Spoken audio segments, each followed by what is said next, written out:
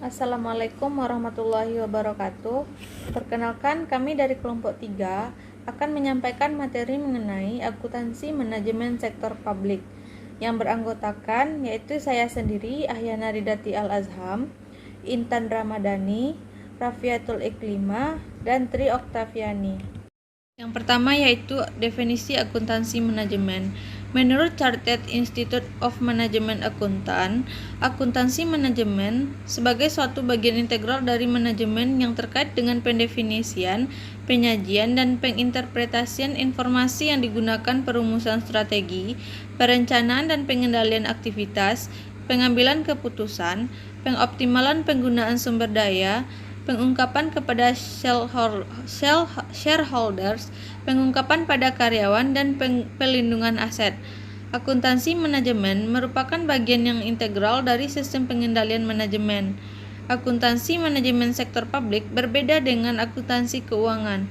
Akuntansi manajemen sektor publik terkait dengan pemberian informasi kepada pihak intern organisasi. Akuntansi manajemen sektor publik cenderung memberikan laporan yang sifatnya prospektif. Baiklah, saya akan melanjutkan pembacaan materi selanjutnya. Akuntansi sebagai alat perencanaan organisasi. Perencanaan organisasi sangat penting dilakukan untuk mengantisipasi keadaan di masa yang akan datang. Dalam organisasi, sektor publik lingkungan yang mempengaruhi sangat heterogen. Faktor politik dan ekonomi sangat dominan dalam mempengaruhi tingkat kestabilan organisasi. Jenis informasi akuntansi yaitu informasi sifatnya rutin, informasi kuantitatif atau kualitatif, informasi disampaikan formal atau informal. Organisasi sektor publik membutuhkan informasi yang segera dan saluran informasi lebih banyak bersifat formal, sedangkan mekanisme informal relatif jarang dilakukan. Akuntansi sebagai alat pengendali organisasi. Alat pengendali organisasi bisnis lebih bertumpu pada mekanisme negosiasi. Alat pengendalian organisasi sektor publik berupa peraturan birokrasi dan informasi akuntansi sebagai alat finansial, kontrol, dan organisasi kontrol. Proses perencanaan dan pengendalian manajerial organisasi sektor publik. Perencanaan dan pengendalian pada dasarnya merupakan dua sisi dari mata uang yang sama. Keduanya harus dipertimbangkan secara bersama-sama. Tanpa pengendalian perencanaan tidak akan berarti karena tidak ada tindak lanjut atau follow up untuk mengidentifikasi apakah rencana organisasi telah dicapai.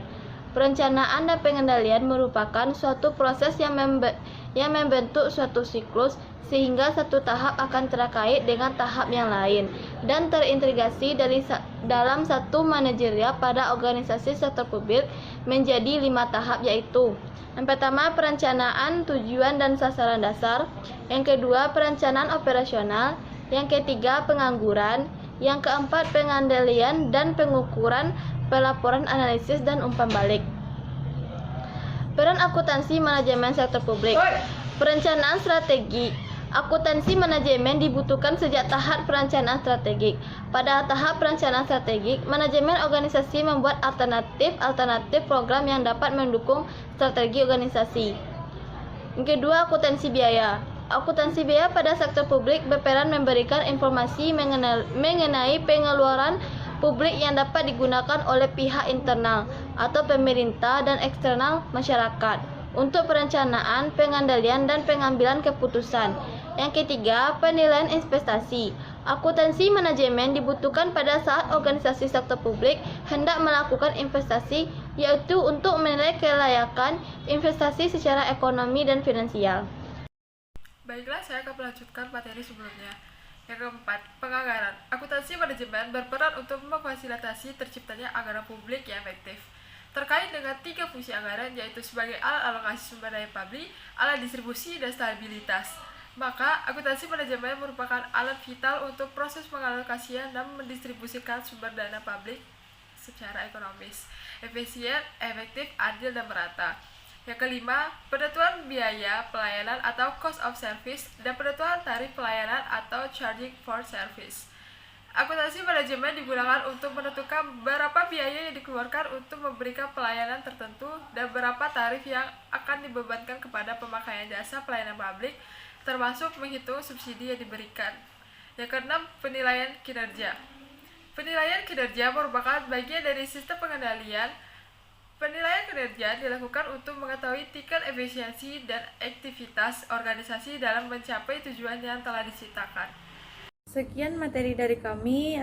Terima kasih atas perhatiannya. Assalamualaikum warahmatullahi wabarakatuh.